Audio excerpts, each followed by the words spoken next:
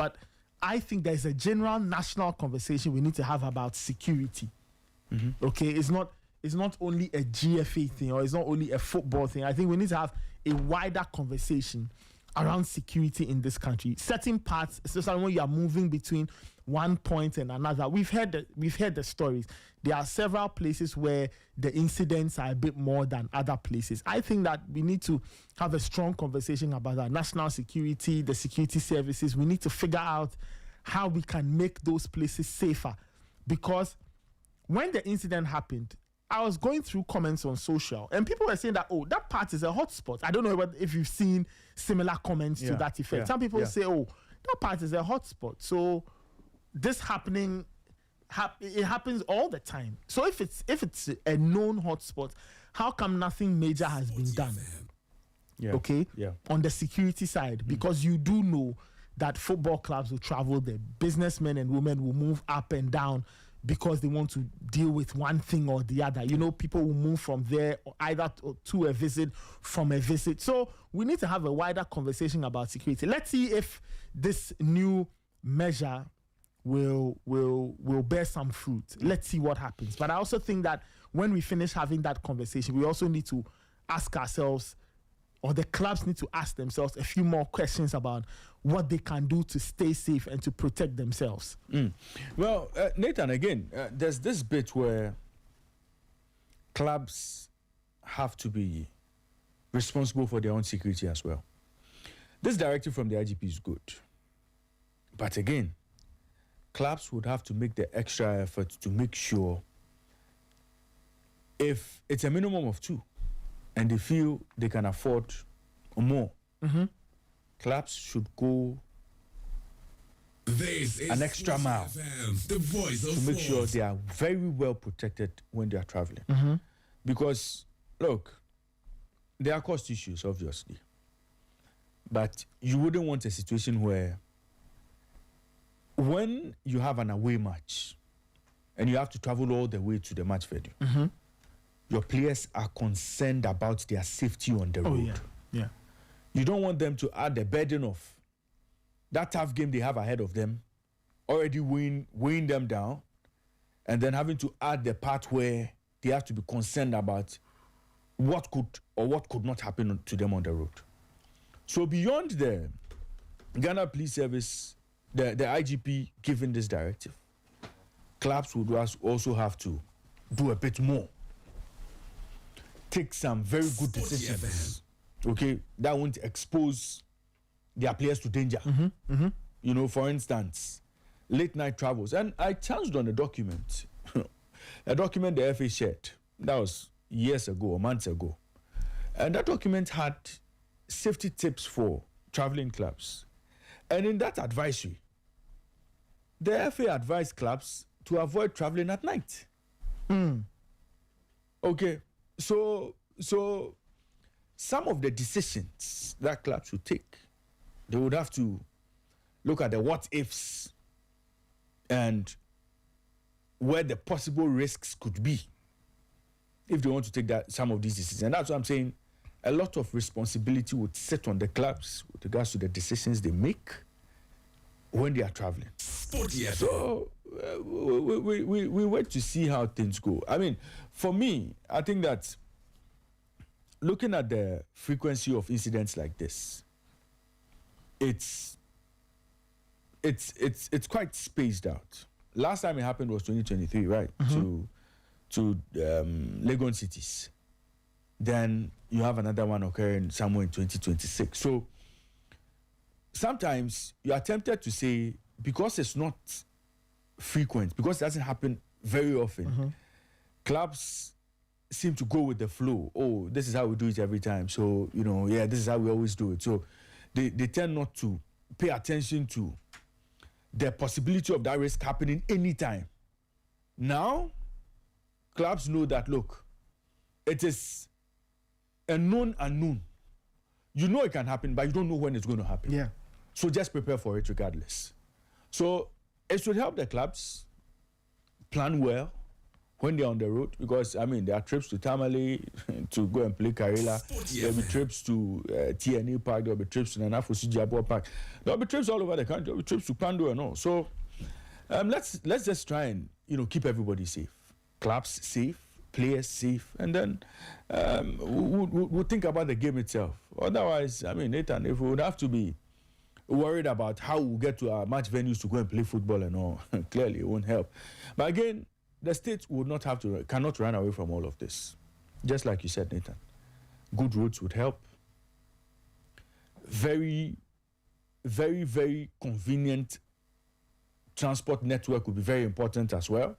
Nathan, there are times you would find a Premier League team on a train platform waiting for a train to move them to their match venue. I mean, it happens, and sometimes, when we ask for good roads, when we ask for very good transportation network, Nathan, we are not asking for too much. All of us want to feel safe. All of us want to travel around the country with ease. Okay. The voice of sports. Nobody wants to deal with the stress of being on a bumpy road or a very bad road before getting to their destinations. I mean, and economists argue that, look, everything about the economy is about time. Look, if I have to move from here to Kumasi for a business meeting and I have to spend 6 hours on the road, that's a lot of time gone. If I would have to fly in for 30 minutes and I possibly do not have the finances to deal with that, I mean, I would have to be on the road for 6 hours. That's a lot of time. And that's the economy going away. That's man hours that I'm wasting on the road. So again, let's, let our leaders find ways to make life comfortable for us when we are traveling on the roads. And try to open up other channels, other avenues for us to move around the country easily. Nathan, it's important. I mean, today, if I cannot afford air tickets to fly to Tamale, I'm possibly doing almost 12 hours to get to Tamale. I mean, there should be a way around some of these things. And so our leaders, in as much as we are concerned about every other thing about the economy, I mean, it's not a luxury for us to have good roads. It's not a luxury. I mean, giving us good roads is not a luxury. If our leaders are concerned about the economy, movement should be very important to them, because all economies thrive on movement. Yeah, movement is the economy. Movement. Yeah. People, goods, services, all of those things. If there's no movement, you don't have an economy. That is it. And we need to think about it very carefully, and we need to be very up and doing concerning movement and then the security bit, because Ghana Premier League teams will not stop traveling by road.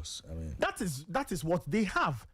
When they look at their finances, that is why I mentioned the financial bit. When they look at their finances, that is what they can afford.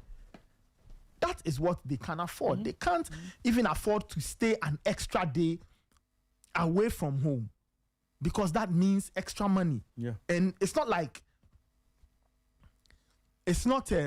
they don't run a system where they are what do they call it? The Premier League has a name for it. The payments based on position. Yeah. The merit payments, that's what they call it. Okay. Yeah. So we don't run that system. It's only the winner who walks away with the hefty prize money. The hefty prize money, and that's it. The league doesn't have a headline sponsor. Yes, this season there was a major intervention from the government, but will that repeat itself next year?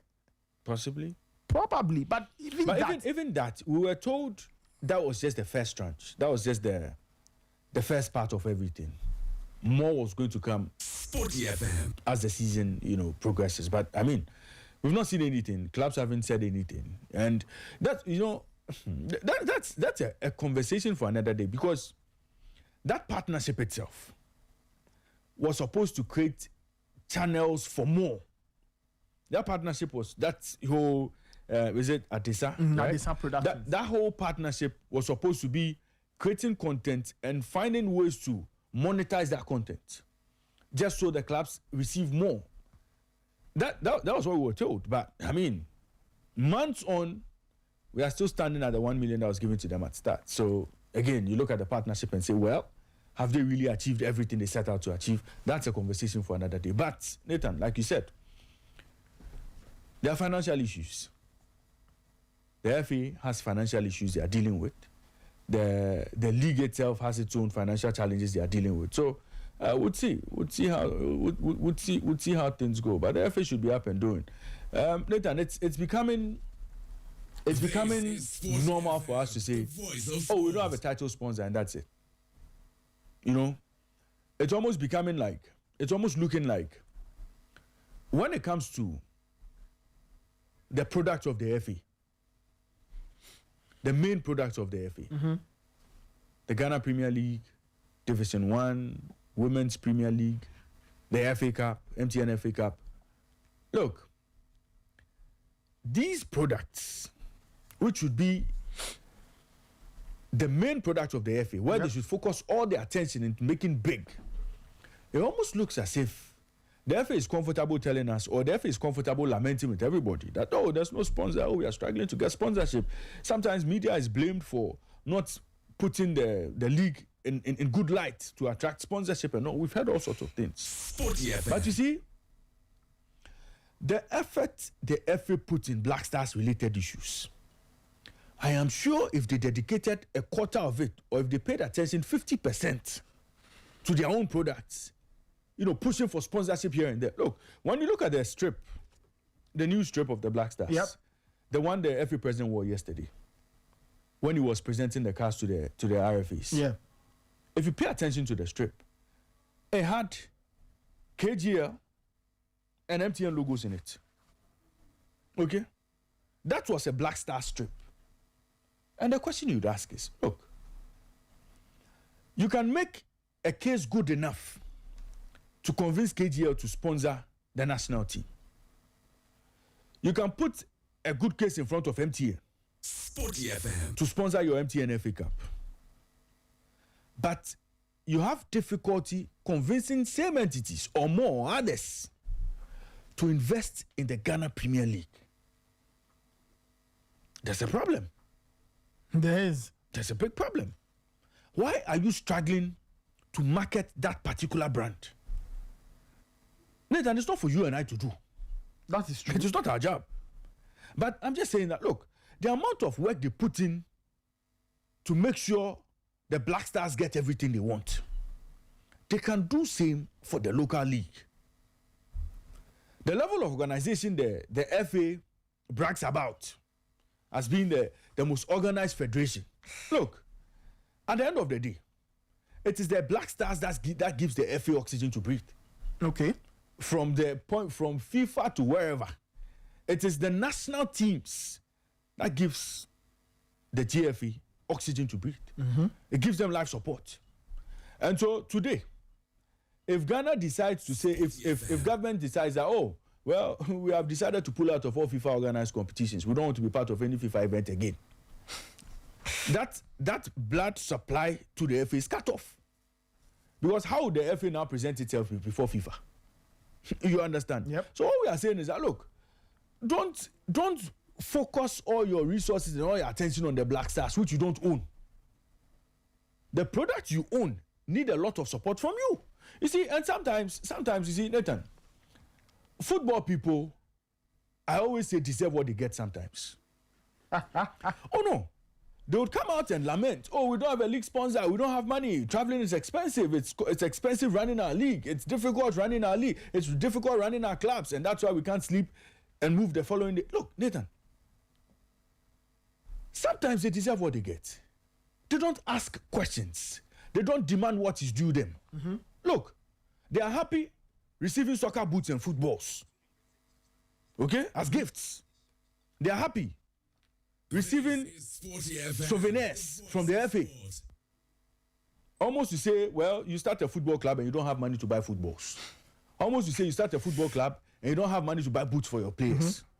But they are comfortable when they receive those gifts. They are comfortable when they receive 1 million cedis, not asking where the next one will be coming from, how this 1 million cedis was arrived at, and what is in it. This league that is being played, the content that is being created, what are they going to? They fail to ask lots of questions. They themselves should be leading the charge for getting a better Premier League. But no, Nathan, they are comfortable. 1 million cedis comes in, and all 18 clubs are cheering the FA. Loud cheers. As if 1 million cedis takes care of all their problems in a 34-game season. Same boys, same members would go to Congress and endorse all sorts of things, clap for all sorts of promises. When the promises are not delivered, what do? Do they hold their leaders accountable and say, well, Nathan, you promised ABCD, you didn't deliver. And so, next mandate, we are not giving you the mandate to continue. Is that what they do? Clearly not. They are overwhelmingly endorsing second terms and third terms and fourth terms. So sometimes they deserve what they get. They themselves are not leading the charge for a better Premier League for themselves, for a better football league for themselves. That's true. They are waiting for handouts. And the handouts almost look like, oh, when you receive these handouts, it means for a moment, the FA has done the job. So they are in their good books. They start the season, 10 games into the season, there's no money. They go back to singing Hack My Soul. And then, prior to an election, or if key decisions have to be made, some freebies are thrown in there again. And then all of a sudden, they move with the tide again. I mean, look, we cannot continue running the system like this. You see, as for the truth, this is the truth. A lot of them will not be happy with it, but this is the truth. This is how we run our league. Look, Nathan, when Hearts of Oak played at the Accra Sports Stadium recently, it was a game against, remind me, the last game they played at the Accra Sports Stadium. I think Young Apostles. Young Apostles. Yeah. Hearts of Oak played in front of less than 100 people in the stands. I dare say, it was an empty Accra Sports Stadium. But this is the same Accra Sports Stadium. We are seeing churches fill up for church events. Same Accra Sports Stadium. We are seeing churches. We are seeing, how do you call it? We are seeing prayer meetings. We are seeing prayer meetings fill up the Accra Sports Stadium. I mean, look. Let me, Nathan, let's get onto the phone lines. Let's get onto the phone lines and speak with Atapoku. He's the CEO of Aduana Stars. Yes, Collins Atapoku. Yeah, let's speak to him. Mr. Atapoku, good morning to you and welcome to Sporty Breakfast. Good morning, sir. How are you, please? I'm doing very well. Yourself? It's been a new day. The sun is bright out here in Aduana. Right. I know you are preparing for the MTN FA Cup. Aduana are very, very much in the running for possibly winning it. We'll get into that in a bit. But our condolences to you. I mean, you suffered quite a bit earlier this week with the devastating news of the loss of Dominic Frimpong. Our condolences to you and the Aduana family. Thanks for the conversations. Right. But let's get into a bit of that. Everything that happened affected Berekum Chelsea and, of course, Aduana being the parent club of the player. How has the club managed all of this?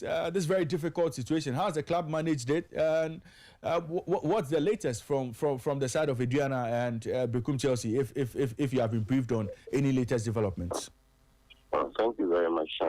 It's been very difficult trying to manage the situation because it's an inside-out situation. He was inside, then he went outside. He slept in a hotel room during preseason with some of the boys playing now here. And then in the transition period for a whole 2 months, he actually lived in Doma and commuted between Doma and Berekum for training each day and went to camp. So he bonded so well with the current crop of players here. And they were his friends. The most affected is by the day. You could clearly see from his demeanor right from the moment the days broke that he wasn't happy. So we put in place an academy to help them, led by Shoba Aristik, our coach, and then a psychologist we got from the Dama Presidio Hospital to help them. And we brought them to the family house on our way to Sweden for them to also see the kind of grief and pain that the family is going through. And it's helped in the healing process. And then also the fact that he sent a voice note to the general WhatsApp group saying that we should sack all the players if we don't win the FA Cup. They also kept them going. So they played the audio and then they all go like, oh, 80 million. That was his nickname in camp, 80 million striker. It helped. That's how it helped. The latest development is that we've been in contact with the police since and then the family. And frankly, arrest has been made, which is a significant development. Yeah. And the police have reached out to us and the family that they are leaving Kumasi today for Ninehi. The incident happened under the Ninehi command, so they will get back to Ninehi later this evening. So tomorrow morning, the club and the family will go to BBNE together with the police to sign the coroner's report, and then also the family will do identification of the body at the BBNE Government Hospital morgue. And once that is done, an autopsy will be done, and then the body will be given to the family, released to the family, and we will move it from BBNE Government Hospital to Asin Fusu Government Hospital, where it will be until we will bury our brother. Well, very, very, very sad, very sad developments there. But let's talk about Frimpong. What kind of player was he? And, you know, many people talk about him being one for the future, a talent for the future. Tell us about him. What kind of player was he? He really is. I mean, he scored 4 goals for our club to be signed. They are run to the FA Cup semi-final last season. That's when we took proper notice. He's been at the end of the season to get it. He's a left-footed striker. He's full of power and he's very strong. You can model his game along the lines of Adriano. He's not the most skillful striker, but when he is in front of goal and he's ahead of the defender, it's difficult for the defender to get around. He can bully you easily. And when he lets fly, akin to the goal he scored against the Vienna Gold Stars, it's mostly unstoppable. He was raw. We had started developing him, and we genuinely believed that he was going to be an answer to our goal scoring goals. So it's so painful. He was always pushing. He's not played in the Premier League before, but after just 3 months, he was like, look, I want to play, so if I don't get game time, let me go to a Division 1 club. I said, no, you're in the Premier now, so going back to where you were wouldn't be a challenge. Move up. Luckily, Berekum Chelsea reached out to us because they had also seen him. They were actually semi-finalists last season, and they were there when we saw him play in Tapa. So they reached out, and we gave him and we started the second round so well for them, scoring important goals against Gold Stars and Karela. Played a very good game and drew out a very good save out of Benin and Asari in Accra, and another one from Kamara in Kumasi. So the markings are on the wall. That you could have something special on our hands. A burly striker, well built, physically strong, very imposing and dominant in the air, and he has got a power shot in his left foot. Big loss for us. Again, our condolences and may his soul rest in peace. But latest development, the Ghana Police Service or the IGP has directed that clubs be provided with escorts within their jurisdiction anytime they are on the road.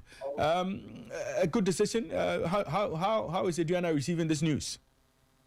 It's very good news for us. It's something the Wahine had actually instructed the Dormant Divisional Police to do for us. So most of the time we move with a policeman in our bus. Okay. But that has become something that everybody has to do. It's a good thing. Some of the things that happen require psychology. My brother, you know what? Yeah. The driver told me that, and it's been corroborated by at least 3 or 4 of the players. When he flashed his headlight and saw the blockade, he said, I'm not the driver. And then he told the players, be calm. Whatever they say, do, we'll be fine. But the people in the bus were insisting, reverse. They were shouting on him, and that's how can he reverse back. I'm pretty sure if we had police there, psychologically they would have managed the situation better to calm everybody so that we take the right decision in the best interest of our security. So it's a very welcome development, not just for the extrinsic bit, but the intrinsic. When the boys are in the bus traveling at night and they see police well armed on the bus with them, it gives them confidence that even in the unlikely event that something of this nature happens, we are well protected. Well, Collins, my co-host Nathan is here. Nathan has a question for you. So the next voice you hear, as Nathan would say, is the voice of Nathan Kwa. Collins, hi, how are you? pretty well, my friend. Yourself? I'm fine, and condolences on the passing of Dominic. Life happens. It's only God that can explain some of these things. Yeah, yeah. And then we move on. Yes, that's everything is in his hands. I just want to ask you something. As the incident happened, several people have said different things. There are some people who talk about the financial burden on Ghana Premier League clubs and that burden constraining them, or that burden being a constraint in terms of having to sleep an extra day at an away ground or in an away town and then coming back the next morning when there's visibility and the likelihood of being attacked is lowered. What will you say to that? Is it a true thing? Is there really a financial constraint that's preventing clubs from sleeping an extra day so they travel during the daytime, or it's, people are just trying to guess as to why these situations can possibly happen? Oh, well, Nathan, the reality is that, look, the money base is there. The money base is there. But then the other side is that this is it is beyond the money. the voice of When you sleep force. an extra day, the cost is the hotel and then the food. It is the same fuel you bring back because the bus is not moving. And then the per diem would also increase. That is done. But then the reality is that for those of us that are operating from Bono and then the northern part of Ghana, if I go to Sandra Boy and then I sleep on Sunday after the game into Monday, and then I move on Monday morning, it means the players won't train until Wednesday. Okay. Because the recovery day that they usually have, one day off, don't go out, don't do anything, sleep, is the same day that we will be using to travel. Okay. And they will get back to the man with accumulated fatigue. So if you have the security, then the best thing you do is that you travel at the night so that they arrive at dawn and have the normal sleep day. Secondly, we came to Aduana Stars. If we had left Doma yesterday in the morning, what it meant was that the entirety of Wednesday, we won't train, we will travel. Okay. So we will train today and then play on Friday. Today's training, if we had traveled yesterday in the day, would have been a training to get the fatigue out of the system of the players. Little or no time to do any tactical drill. So it's so difficult for us. Our example might not even be clear. The clearest example Nathan might be Karela. They played in Accra. And then they are playing against Aduana on Sunday. They played in Accra against us on Sunday. Their next game is next Sunday against Aduana. But Aduana played at home against Samatex. Now, if you tell Karela to sleep in Accra on Sunday, what it means is that they will move on Monday and get to Tamale on Monday night. They will not train on Tuesday. So they will start their preparation on Wednesday. Aduana that are supposed to be their away club would have Monday off, start preparations on Tuesday, and travel to Tamale on Friday. So you deny Karela a day of recovery and an additional day of training.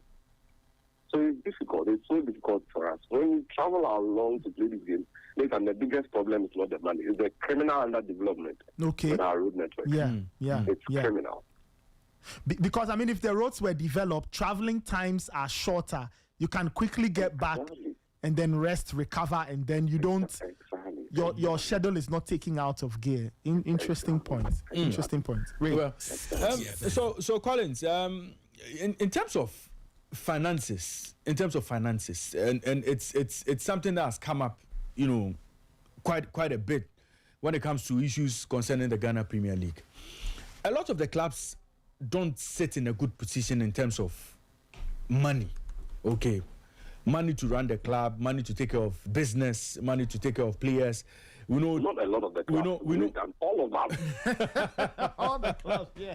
So I mean, at the start of the season, the conversations that you had with the FA with regard to the money that was going to come from government to support you and all, in the course of the season, were there plans that you were going to get more? And if there were no discussions around how much more you were going to get and all, what kind of agreements did you have with the FA before taking the 1 million? And I mean, how do you play a league without a title sponsor? And everybody seems okay with it. The difficulty is that This is Sporty My name is my owner. Breakfast, the voice of sport. it's conscientizing because that this is a CSR project. Something that brings value to the Mayan crew, and then the intangible, which is the happiness, and then the accompanying economic benefits that trickles down to the person that sells at the stadium when we are playing. So we first look at it from that angle before we even go into the money detail. We had a meeting. We were given a protocol for broadcast, the do's and don'ts, and then we were told this money is a broadcast sponsor money. So take 1 million Ghana cedis. We agreed on that. We were told beforehand, and we've taken the money. So that is it. We were not told that they will be adding anything. But then the reality is that we have to get a lot more of this into the system, because without that, even the integrity of the league is affected, because sometimes you are looking at it. Why should I risk it? Okay, I won't travel until I leave on Saturday. I would arrive at the match venue on Sunday, and then I would bargain with the hotel instead of 300 cedis for a night stay. Please let me pay 100 because I arrived at 8 a.m. And then my boys would only rest briefly, and then 1 p.m. we are leaving to the stadium. You won't get the best out of players in such circumstances. Right. That's the difficulty we are faced with. Nobody is happy with the fact that we don't have a title sponsor. But we would want any form of sponsorship that brings money into the pocket of the clubs. It's very important because we are running dry. Is there a case of clubs refusing to put pressure on the FA for what is due them? Because, of course, the clubs make up the league.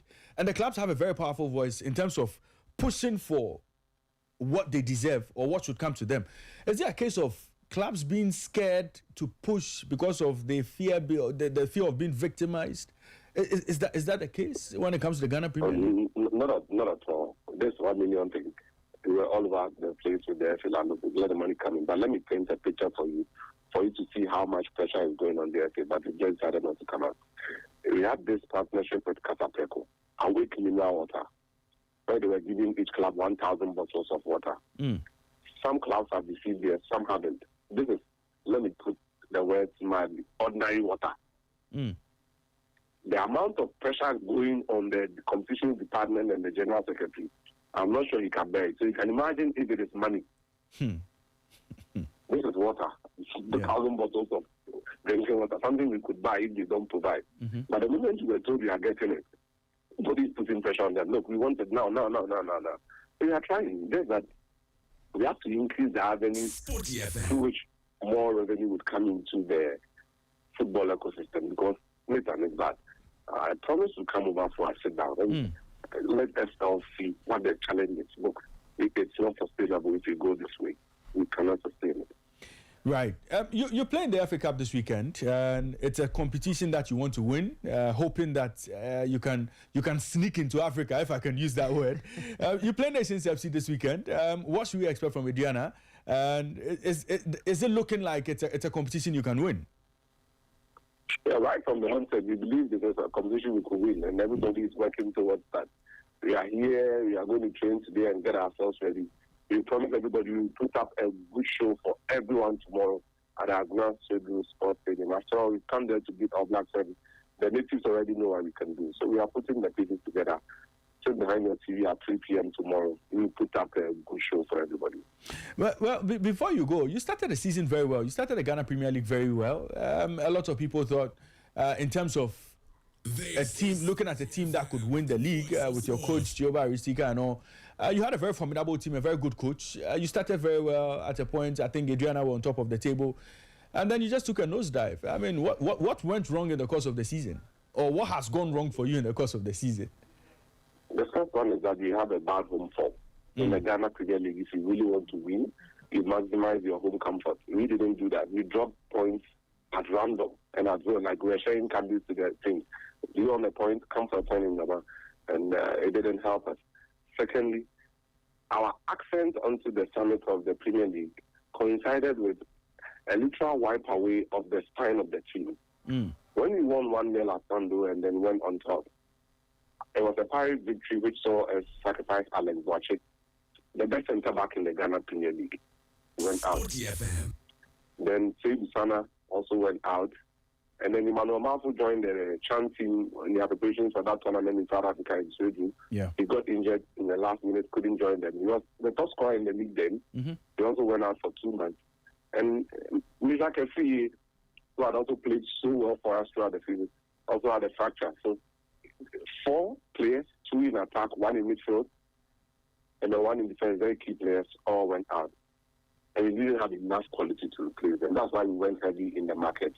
And then we brought in Shibanyo, Awuni, and the likes to help bolster the team. But unfortunately, we couldn't make the home form count. And that's something we are actually going to work on after taking note of. But if we do well at home, we are likely to win the title. Collins, let me say a big thank you to you for joining us on the show this morning. It's been a pleasure having you on. And hopefully, we'll have a sit down very soon. Thank you very much, and see you guys soon.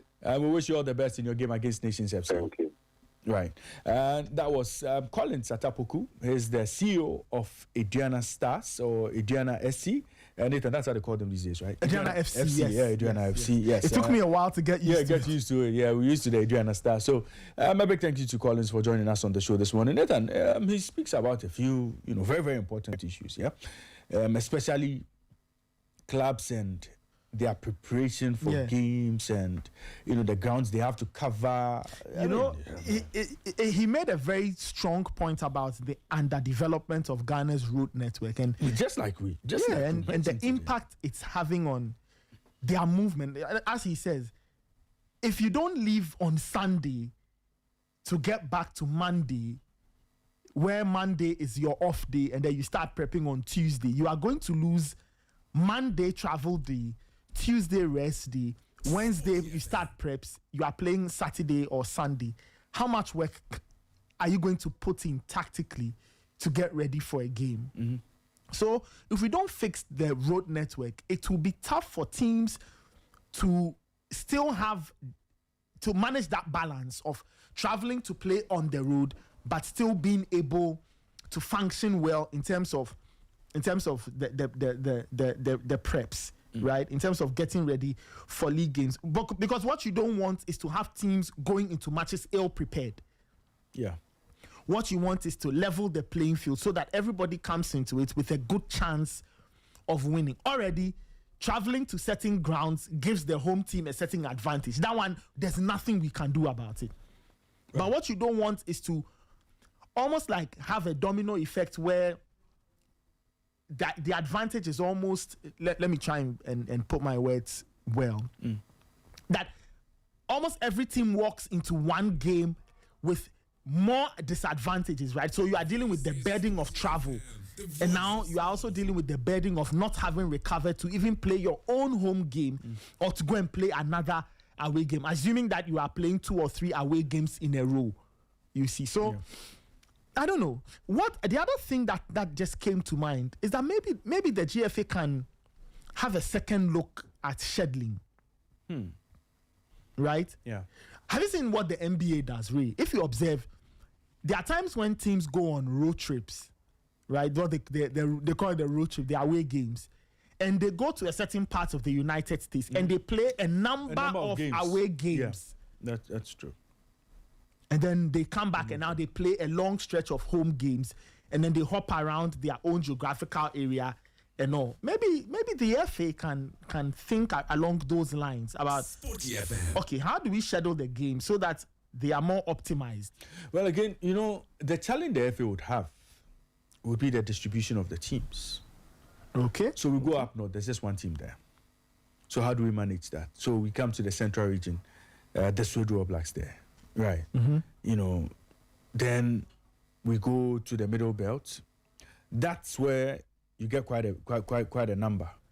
Even Greater Accra, you get quite a number. But if you have one team way up north, Karela, how do you work around that so they don't find themselves in a position of disadvantage? At the end, I think, you can only push them. You can push them closer to Tamale and all, but It is Again, why they- you know. they I guess have- you are right. And then there are two teams in You're the right. Volta region. You have to You're go right. this way. Yeah, you're right. The spread The spread doesn't help. It doesn't you help. know. But you know that in the MTN FA Cup, it's easier. You Yeah, know because that they you know these zone days, yes, they zone them, right? It's only, for example, when you get to the semis that, or maybe the quarters quarters that that it's open. you have to now go. Yeah. So they condense the games, or they play the games at one or two venues. Everybody is there. For example, this weekend they are in Swedru. That's right. So there are two matches there: Aduana Nations and then Dreams and the other one. Midterm. And then there's also the Women's FA Cup final, all happening one weekend, one place, and all, which is good. You are right. The spread of teams in the Ghana Premier League is a very strange Yeah. spread. Yeah. We haven't looked at it that way. Yeah. And next season there's one more. There's one joining from the Eastern region. Kukantumi based Port City. Port City. You know. So Let me ask you a question. Yeah. Do you think that if, well, I was going to ask you, do you think the FA should look at the league again and almost, zone it. yeah, I was about to say zone it, but like have a quota for like each of the regions. You understand? So there are Yes. 18, you spread 4 here, 3 here, 3 here, 3 here. And then you know that if I'm going to Bono Easter Hafu and Northern wherever, so you can align, say, okay, for example, Accra Hearts of Oak, your next 5 games, you are on the road. You go to Aduana, Berekum Chelsea, Tamale City. And you know, So you play all the games there. you know why a lot of clubs will be in opposition. Why? Look, if you play 3 or 4 away games in a row and fail to pick results, I get it. immediately it reflects on your standings on the table. Now it puts a lot of pressure on you when you have to play your home games, because you are possibly in the drop zone because you fail to pick up good points away. Yeah, but and then all of a sudden it puts pressure on you. So right, But from Ray, the you start- have you have a 4 to 5 home game stretch, or a 4 to 5 home game stand. with the pressure of having lost 3 or 4 games on the road, the team is already all over the place. I mean, they won't agree. Even the clubs won't agree. Despite the fact that it's something that could save them travel costs, save them all the stress and all, they still won't agree because it would have implications on their position on the league log. They won't agree. So, I mean, I'm sure they'll be fine with, traveling across the length and breadth of the country. What helps will be the transport network. no one, but also whilst that is being done, maybe the FA and the clubs need to sit down and have a conversation, a very no holds barred, no emotions conversation about, okay, look, what is the challenge? Okay, what is the challenge? Why is there a problem with the way we play the league in terms of movement and all of those things? Okay, and as we're having a conversation, a very good friend, Faisal Chipsa sent me a message. Oh, okay. He says that there's something called the competition calendar optimization to accommodate all the challenges that Collins was talking about. Okay. So he talks about there needs to be a conversation around managing travel, player welfare, logistics, and competitive integrity. So the 4 will have to come together. I remember the point I was making about advantages and disadvantages. Yeah. You have to ensure that whatever happens, everybody has a good chance of winning a game. That's true. Whether it's home or away. So it is true. There has to be a conversation. But even that is true on one side. But our own peculiar context is that the road networks will have to be developed. There's nothing you can do in this country without the architecture of transport being in place. In the places where the leagues are developed, the football is good, but the transportation system makes sense. Yeah. So you can easily move from north to south On a train. and you are fine. Yeah. The road is not bumpy. It's not terrible. It's a smooth road from top to finish, from top to bottom. You can sleep, decent accommodation. You can head back and not lose anything. Yeah. Right. So, Well, we'll see. There's but Calvin, I don't know. Maybe Calvin. Kelvin. Kelvin. Calvin. latest I mean, he gets on the road a lot, just like the team. So he will know exactly what they deal with, on their travels. So, Kelvin, take us to a typical road trip to go and cover a Ghana Premier League game at, say, Summer Boy what are the conditions you possibly have to deal with getting to Samra Boy? On the road? That is a venue I haven't gone Okay, to. so no. I don't think I will accept a trip to that. Well, you never know. You never know which game I'll be put on. But I think the crew has been there once or twice, and whether fortunate or unfortunately for me, I wasn't assigned any game that particular weekend. So, but what do you deal with on the road when you're on your trips? That Ghana's road network is terrible. It's bad. Ordinarily, when I was younger, my father used to drive to Accra. Latest in 4 hours, he will tell you he has arrived and all that. But now, it means he has been speedy. Oh, come for that. But that was that. If you even go online and you check the map it will take you for about like 4 hours and something. That is the ideal time. Per the number of kilometers you have to cover. Exactly. And the hours based on that. But now you sit in a bus from Accra to Kumasi or Kumasi to Accra, and it takes you, a minimum 5.5. That is if you are using a private vehicle. But if you are on a bus, you're going to do close to 6 hours, and it's all because of the poor nature condition of our roads. And it's not just that. Across, I've been to Bibiani, I've been to Bechem, I've been to Sunyane, Berekum. Our road networks are terrible. Even when you're going to Swedro, if you use the Bodjiase route, fine, it's okay. But if you decide to go and use the new road that is being constructed, previously it was that bad. By the time you get in there, your vehicle and all your shocks, and if you don't have a very good vehicle, you have issues. So I actually think that even with the crew, there are times you get there, and then if you don't have a day before, you'll be so tired that you may not be able to do your work. And it applies with the clubs. It's the reason why most of the clubs have to move early, so that at least they will rest for one day.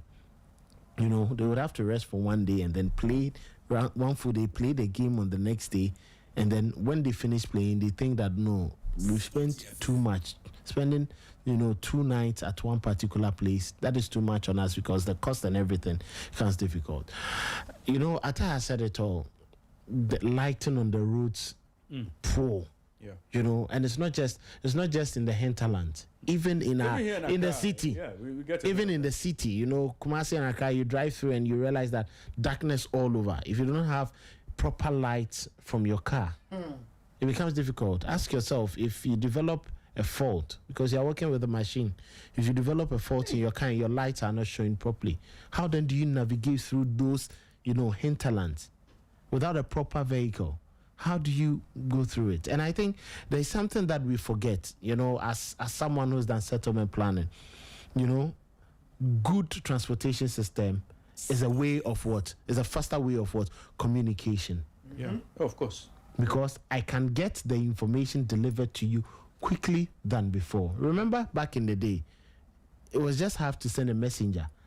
If the route is terrible, if the path is terrible, the messenger takes what? A longer time in. So people forget to see. And it's the reason why when people build along, well-developed, transportation lines, it tends to cost more with renting any facility or service that needs to be provided to you. And I think it's something that, I don't know, it's not that our politicians, people in government don't know.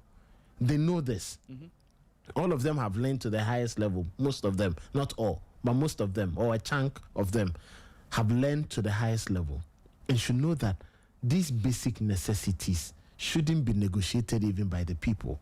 They should just be provided, at least for safety. And the funny part of it is, you ask yourself, why is it that they say roadworthy, where does the money go to if our roads are not being developed? And it's quite a sad occurrence. You see, we don't have too much money. And you ask yourself, a club like Samatex, if it wasn't the support of the wood, the wood company, do you think they would be able to survive maintaining their bus? Look at that the stretch of the road, and the number of times they have to make the trip in and out with that bus. You ask yourself, would they be able to? Look at the Hartford bus. Look at the Asante Kotoko bus. Trust me, if we had better road or transportation network, all these issues would have been solved. Yeah. It's not just about roads, it's about railway. And I think railways are part of very good transportation lines, even in Europe. Recently, we saw Arsenal, Manchester United, all around the train station. Yeah, of course. They just had to get on the train, and in a few minutes, they get there. And it is not beyond any club. You join the people, Arsenal, they join the people, just that they are given at least a section, a coach, to be in. It's the same thing that can apply to the football clubs. They make arrangements. They get onto the coach, and then when they finish, they just get back onto the coach, and it becomes much more easier for them. And this is why the league also has to be lucrative enough. Sponsorship, marketing. They said the league was going to be given to a private company. Fine, it is delaying. When are we going to see that sponsorship come in to help the clubs, alleviate them? Previously, we were complaining about referees and their movement. We had STC coming in to support them, but it doesn't take away, some of these things. Of course. You may have STC, you may have security people on it, but what if the robbers outnumber what the trained security person on the bus, and then maybe he's the one who gets the shot? What would the rest do?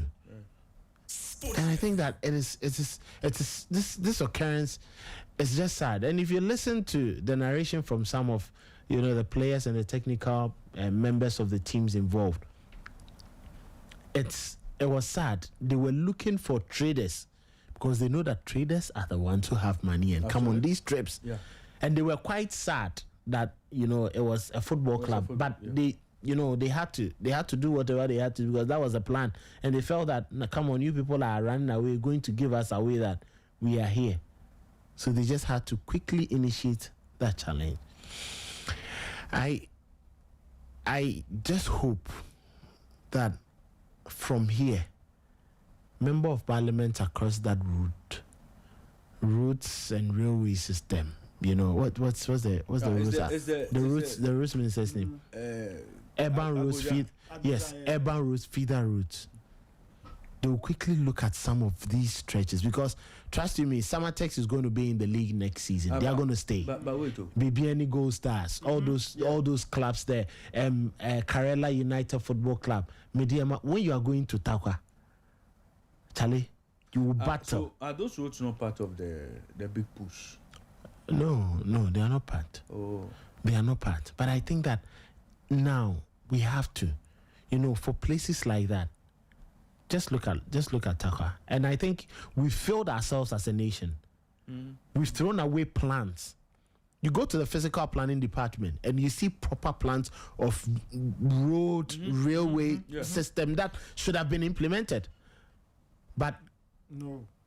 Government, top people in offices, top offices have used their money to purchase lands, and they've built across rail lines or places earmarked for routes, and now we cannot recover them again because due to people's selfish interests, they've sold the lands out, and now we cannot use those places to get things done. And it's affecting everybody. If you ignore technocrats and decide to do something out of your world as do I say government or politicians, populist decisions. This is what happens to our country, and this is where we find ourselves. It's quite disappointing. Don't you get sad that you walk through this or you drive through the railway line and it's not working? You can see the rails there, but where are the coaches on? Where are the trains on that rail? It needs to be there. If it's there, trust you me, a lot of the traffic you see at Jowulu here, people trying to move from, this part of the city to the main city for work, it can be avoided. Just like Nathan said, economy is movement. Yes. Time. And that's economy. And it's quite sad and unfortunate that, it's gotten to this point. And I'm just sad. I just hope that the team or the club recovers quickly. Tapuku and they are Aduana FC and then Berekum Chelsea. We've spoken to a number of them. We're trying to get a team manager, Obedo, but unfortunately he's not, picking up. It's quite a difficult situation. Hopefully, going forward, we are going to see a change. And now the Ghana Police is going to help these armed men. Provide escort. Yes, you provided, but I think that what the clubs also need to do is, whatever the case, their branded vehicles are very much important. Nathan, if robbers want to attack, just like I said, they are looking for the traders. They are looking for the traders. They are not looking for how do we call it? Footballers and yeah, because what would they get? Is it football boots and iPhone? They know the condition of Ghanaian footballers. So it is not just for football. They should look at the bigger picture. Yeah, you never know. It may be one of the most important people plying that route, and they don't care. Especially when you're a politician, you even annoy them the more. Yeah, you annoy them. Yeah, that's true. So they should just take this as a warning, and that warning they should get it sorted and make sure that things get right. So quite unfortunate, Dominic, continue to rest in peace.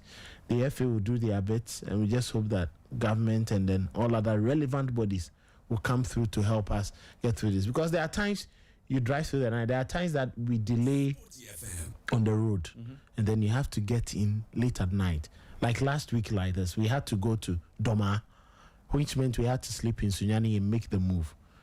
Due to the poor nature of the road and the traffic and all that, we couldn't get to Sunyani, because if we had wanted to get to Sunyani, we are going to get there around midnight. And that wouldn't help the crew. So what we had to do was just quickly make that stop and change plans to sleep in Kumasi and make the move very early in the morning to Doma.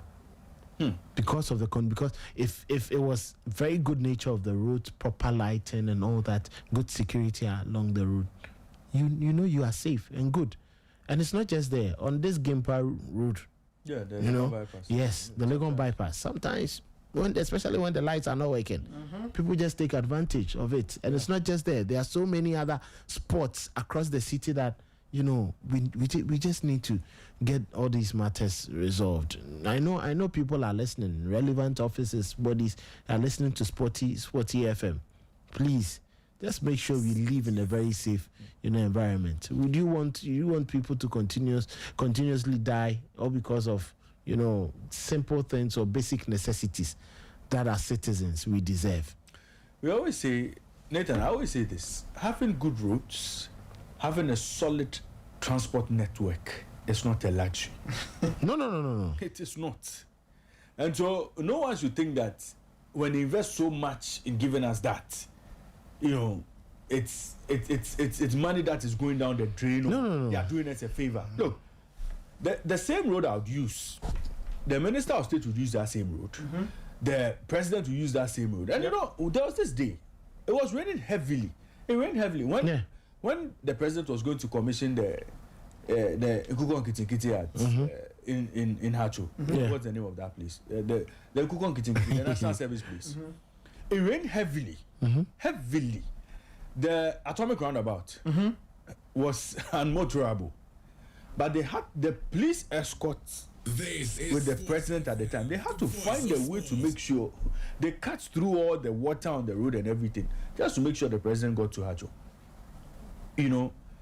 And I was even thinking that after that experience, whoever was part of it would say, oh, okay, so there's a serious challenge here at this part of the road, and so let's quickly figure out how we can solve it. But I mean, nothing has been done since. Even today, when you use that atomic road, the potholes, the manholes you see, you'd find on that roundabout. You'll be shocked. I mean, but sometimes we would see. We hope that some of our cries will be heard. We hope that some of our calls will be heard. Because let me read you a message that a very good friend Seydou Adamu has sent. He says one of the challenges of the Ghanaian league is that it's been isolated from the entire economic structure of Ghana. In Europe, they have a fixture computer, and before they put it to use, they include all the activities of the police, paramedics, the metro events, and other national programs to ensure the smooth utilization of national resources. We need to take a second look at our league and the fixture schedule. Nathan, this fixture schedule, I mean, at this point, maybe we'll just have to leave the clubs to fight their fight. Because it's almost as if they themselves are not pushing for the right things that will benefit them. It's almost as if, well, they agree to almost everything that's thrown at them. Because they would have to be speaking. They would have to speak out. Well, they spoke out about, the Sunday, the midweek weekend, and this season, thankfully, it's off, which allows them enough time to do what? To rest and be very much ready, because we know if Arsenal plays on Sunday and gets into a midweek, or Manchester United plays on a Sunday, gets into a midweek, there's no problem. There are times even with them, with good transportation network, flying in with faster trains and coaches and all that, they complain. How much more these are clubs? It was the reason why it was scrapped with the midweeks off, for the clubs to just concentrate on the weekends. Now, what Seydou Adamu is saying is the most critical point. Someone has to think about football as a business that adds up to the Ghanaian economy. Absolutely. Because when you sit and you analyze those things, you get to know that if I give clubs proper roads, because if I want to go and sell at Abrankese and I'm in Kumasi, I tell you, I won't go. Ask me why. Because the condition of that road, that lake road, it's dusty. Go to the Jache Pramsu school. When you pass by the Jache Pramsu school, and then there is a STEM school there, the road is dusty. How is it that students there, how do they even learn? How do they have good health? Yeah. If I'm a day student, it means every time I'm coming, it's either I'm in a nose mask. Yeah. And even with that, dust, dust. Whether you're in a nose mask, you feel it. You smell it at a point. How do they have that condition, very serene, healthy condition to learn? Yeah. When we know education goes with health. If you are not healthy, you can't learn. Exactly. And this is a constituency that one person who wanted to be a flag bearer for the New Patriotic Party was Educhum, who was the Minister of what? Education. And I asked myself, if that road cannot be fixed, if I am selling water, you won't go there. I will go. Yeah, that's true. Every time I tell Araba Cakes, that lady who sells cakes and dances with the Kotoko Porcupine Tertiary, she moves to Abrankese when Kotoko are not playing at home to go and sell her cake. Okay. I tell her, every time I see her, I just make sure that whatever that we can do. The last time I forced my people to do what, buy for her.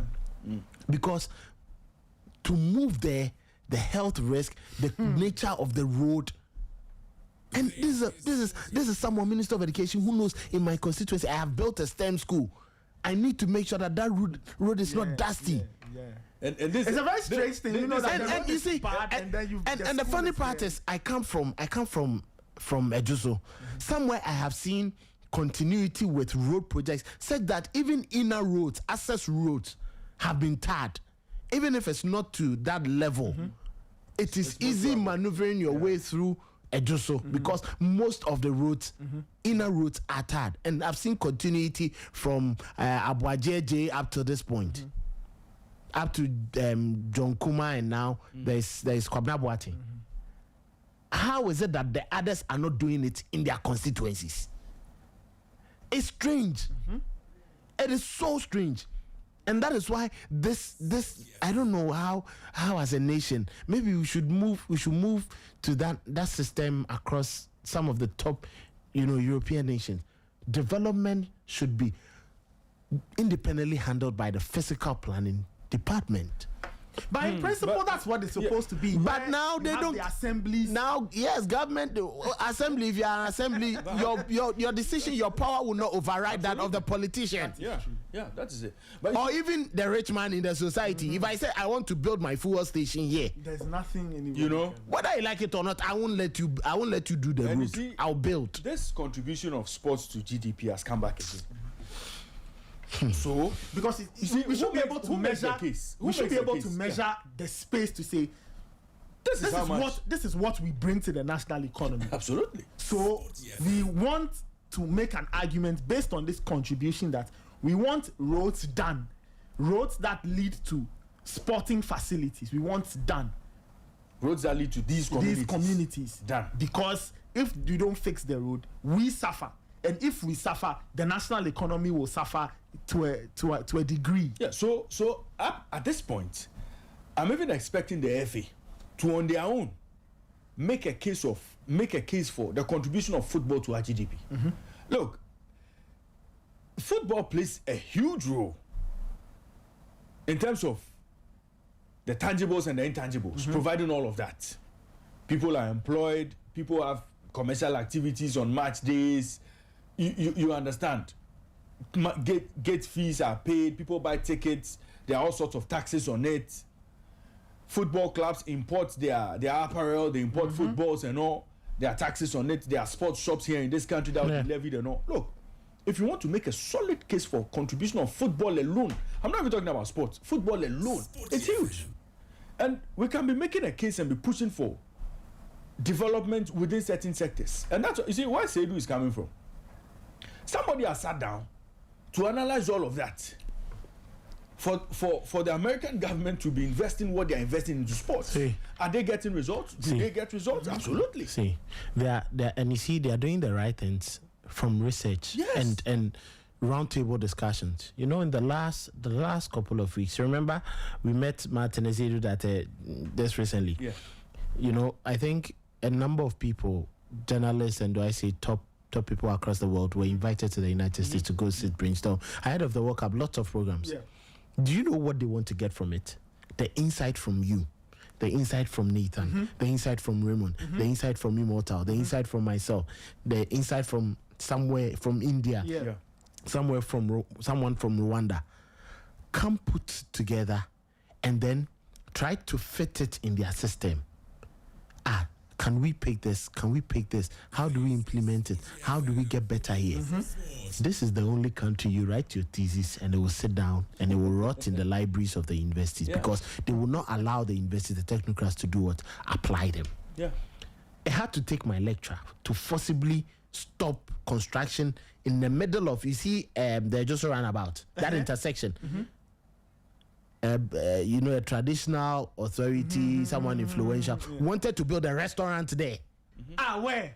In the At that time it was a roundabout with, you see that triangle that allows, you know, people who are coming to just slip in through the Onyu route and wanted to build there a restaurant. They had started, they had to take the lecture to fight this to the core before it was taken off. Well, you get it? Like I said, if someone like me, I did settlement planning. Now, planners are moving into surveying because that is where they can get their money. Yeah, that's what they can do. Yeah, that's it. Planners are, you know, very intelligent friends that were in class. Most of them are moving away from this. Some are doing GIS. Some are moving into surveying and all that because what you say you are waiting for. Register on land, you know. Docket to the fine. That's it. Some are into journalism. Yes, like myself. Like myself, someone is selling. You know, someone is selling, someone is running a business. Someone has moved into sports kit management. Yeah. Nancy works with Adidas in the US now, but she was one of the best TAs I ever met. Yeah. But she's in the US doing with Adidas, helping them design some of the best kits being worn by, you know, countries and clubs. Sporty FM. We are failing our system. And I just hope that we can look beyond, you know, the normals and, like you say, the populist, you know, decisions, and then look at what will benefit the country from now to the future. They decided not to let plants roll. Now we are struggling, and you know we can't even eject people who have taken over lands. We can't. Even when you eject them, they are going to give the land to people who have the money, the equity to build. Nathan, you look at some of our road networks, and then you ask yourself, where are the buffers? People are built in the buffers, so it's even difficult to even expand the routes. How to even get them off? Yes, that's true.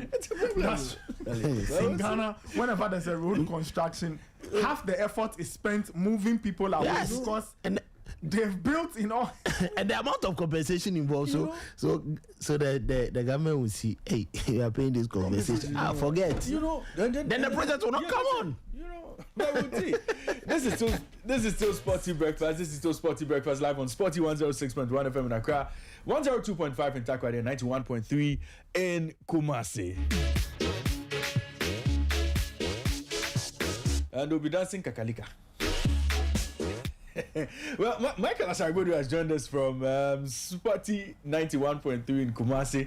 Michael, good morning to you and welcome. Good morning, Raymond, and thanks for having me. Good morning, Kelvin. Good morning, Nathan. Hi, good morning. Hey, Chelsea, how are you? Settlement planning, don't worry. you know, Michael, there's this very little issue I want you to touch on for me. You know, Nathan, you read a story today. The developments around Edwin Jima. I mean, since Michael is close to the action, I want him to bring me up to speed. Did you see that blink of the eye? He knows. I know what he has to talk about.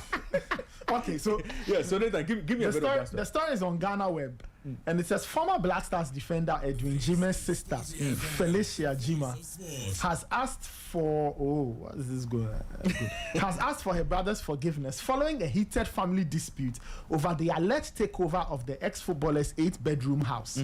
She made the appeal during an interview on Antennas or a show on April 15, 2026. It's interesting how some of these shows have become so popular. They've become adjudicated. Hey, Nathan, they can go to the police station, secure the service of policemen to go and. Anyway, so the story says that after the presenters team, together with police officers, visited the property to evict. Hey, now radio show hosts are evicting people. Charlie, no. The day for. We have to do something. We have to do something. We have to do a show like that. Yes. On Sporty. Yes. After the operation, Felicia broke down in tears and called for peace, expressing regrets over how events had unfolded. She said, quote, Jima is my sibling and I love him from the bottom of my heart. Whatever it is, I'm asking for forgiveness. He's my younger brother. The house is his, but we are asking for 6 months to find somewhere else to stay, end quote. Now, what is the background? Edwin Jima on the 9th of April went on the show to accuse, or it was over a long-standing conflict, okay? Now, he claimed that spiritual attacks from some relatives played a role in the sudden downturn, adding that people he once trusted had turned against him. He accused his family, particularly his sister, of neglect and unlawfully occupying his 8-bedroom home while he and his wife and children were left without stable housing. Well, since Michael has been following this story, let me just give Michael 3 minutes to deal with this matter. Michael, what do you know about this story, and what's the latest from the camp of Edwin Jima and his sister? Remember, there's quite on this spot, so the report has some inaccuracies, and I think it is only fair that we clarify. So, one, the property is not an 8-bedroom property. It is 5 bedroom, 5 bedrooms.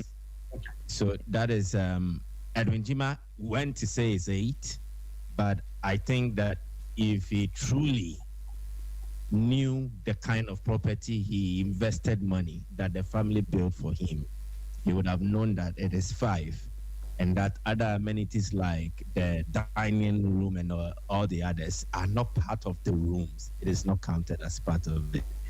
Again, there hasn't been any family dispute. I am not a family head, but I am also closer to those within the family. There hasn't been any family dispute regarding ownership of the house. Sporty FM. The sisters have always acknowledged that he invested or committed funds into building the house. So never has it occurred that any of his siblings or any member of his immediate family have challenged him or has challenged him regarding the ownership of the property. 3, the intent or the original intent behind building the house was to accommodate his mother and then his immediate siblings. And that Jima's words were that he's building that for his family and he would live somewhere around Accra, precisely Dodowa. So Dodowa is supposed to be where Edwin Jima has his own house, and then he will live with his own family. And that the house at the new Nyamebetre around Obuasi will be for his mother. And then his siblings. He has 2 sisters and a brother. His brother died in South Africa. His name is Bafo. So these are the inaccuracies regarding the narration he gave on Oyepa. His sisters, again, do not live in the property with their husbands. Felicia is a mother of one child. She is without husband and she lives alone. The other works in Takwa and does not live in the facility or the property. So it is also one of the inaccuracies. So the length and breadth of this is that Edwin Jima had initially committed money that his mom and his siblings go rent a place where they will live. Sporty FM. Now, in the wisdom of his siblings, together with their mother, they decided that it was worth it if they invest that money into acquiring a plot of land and then they will instead build on it. Initially, when Jima got to know about this, he was then playing in South Africa.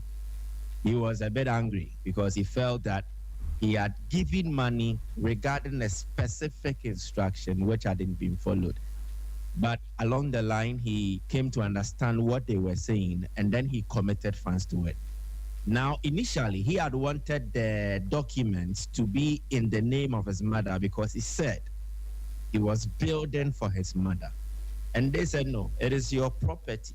You are the one committing funds to it. So in that case, it should be your name so that it would also be testament to what you have done for this family. Jima and his family have never had grudges. They have never had issues. There hasn't been any occasion where his family have gone against him and worked against his career. Never has it happened. Yes, there have been misunderstandings or whatsoever, but they are not the spiritual architect of what has happened to him regarding his career and then the latest challenges he's encountering. That is also another thing to state. So eventually they finished the house and everything. And Jima was supposed to build at a site at Dodowa. I don't know what has become of it. I don't know. I don't want to even speculate and all that. Along the line, his mom was struck with stroke, partial stroke. So her left side is not functioning as you expect of a normal human being. And so it meant that his siblings, precisely his sister Felicia, has to stay close and then take care of her. Things have not been that rosy. And as I said, there's a pure, intricate family matter. And I will not want to divulge a lot of details into what has happened behind the scenes and all that. So in summary, his siblings never challenged him over ownership of the property. 2, it is not an 8-bedroom apartment. 3, his siblings felt surprised that he had to bring this matter to the level it got to because there were prior discussions about Jima transferring ownership of the house to them, and he demanded a certain amount of money to be paid. I don't want to state the specific amount again, but there are messages I have on my phone which point towards that. And it even influenced a certain audio recording from his sister asking that, so in the event they send that money to him, will he change the name on the document regarding the property? Sporty FM, the voice of sports. Initially or previously was that whilst in South Africa, Jima encountered some challenges, and so the family had to secure a facility to pay for quote-unquote his rent in South Africa. That money has not even been paid fully, and they are still servicing the loan. And then he came to demand an extra tranche of money. Initially, it was, I said that I wouldn't say, but let me say it. So 25,000. Then he came to request further that if they can get a 50,000 Ghana cedi facility, then he's willing to even transfer the documents to them. And that was when his sister asked that, does it mean he will change the name to the name of either their mother or one of the children? So it has never occurred that his family are working behind the scenes to change the ownership of the property, any such initiative. But it is sad that Jima went to town with his story, and as emotional as we are as Ghanaians, a lot of us fell for it. And then it is painting his family black. But there's the same family that has supported him right from Adam.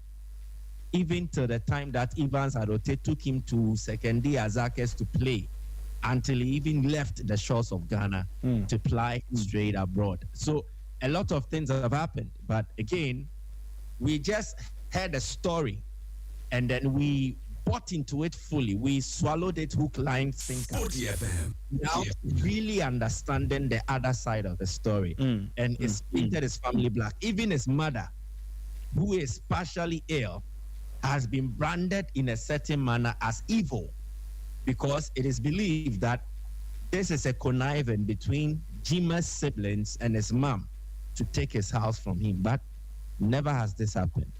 And so that is where we are. Interesting stuff there. Nathan, Nathan, you want to say something? No. I was just saying that. I mean, Michael he's giving us a very interesting perspective to this. So, well, let's proceed to the other matters on the table. Yeah, Michael, quick one. We know the story of Berekum Chelsea, the accident, the police deciding that they would provide escorts and all for Ghana Premier League sides on their away trips. What do you make of everything that's happened and the latest development from the police and the arrests that have been made? There's this normal statement that we make that unless the police don't have you on their radar, they will definitely fish you out or smoke you out. And it is not surprising that they have made headway in terms of tracing the perpetrators of those heinous acts that led to the death of Dominic Frimpong. And then eventually, I think they have in their custody the alleged ringleader or the alleged leader of that gang that did what happened right in the aftermath of Samatex versus Berekum Chelsea. I think it is positive news, and it allows citizens to repose confidence and faith in the Ghana police, and then they believe in them that they are capable of protecting them and also safeguarding the community against criminals. Again, another thing is, what is the way forward? The way forward now is from the instructions of the IGP. It means that when a team has to travel to cover or to play a Premier League game, they will now be in the company of minimum 2 police personnel who are fully This is Sporty FM, the voice of sports. Again, if you listen to the narration, it is not like the Chelsea team were left on their own, but the escort that they had was only to cover a certain division, a certain geographical restriction. And so they could not go beyond it. And that is why some of these things happen. But if you are traveling in the company of the police, then it means that in issues like this, one, they can better advise from the security point of view. Because what led to the matter escalating to this extent was that, per the report from eyewitnesses, those who were in the bus, the driver decided against parking to meet the armed robbers and then wanted to reverse. And that angered them to fire shots at the bus, and it led to whatever ensued, which eventually led to one player being shot in the head. So if you have a security person on board, what happens is that in instances like this, they are able to calm those in the bus, because calmness is very important in situations like this. When you are rushing, when you are hasty, when people are panicking, they can't think straight, and it is likely whatever advice or words that will come from them will not be the best. But if you have a police officer, then they can advise for calm and then handle the situation on their own. So I think for security reasons, in terms of issues like this, for the professional reaction, that will not fall foul to security guidelines. If you have police personnel on board, and it's very good. That is one. 2, in case they are faced with an attack or assault, normal or ordinary civilians will not know how best to deal with such situations. But if you are fully armed police personnel, then they will know how to act and buy time for the driver and whoever to find alternatives to escape. So that is also another crucial thing that we must know. With the presence of a police personnel, it does not necessarily take away the risk factors, the hazards that teams will be going through. But once again, it puts a certain scare or fear in criminals who will be wanting to attack teams. But this goes beyond just football teams, because right in the aftermath of the Berekum Chelsea incident, there was a similar robbery case around the same area. So this should go beyond just providing adequate security for football teams to travel. It should be about making sure our roads are safe, and then there is better lighting systems. That is very fundamental. Before we think about making sure we work on the roads to become more motorable, we need to look at heavy police presence on certain points, because these areas have become flashpoints for criminals.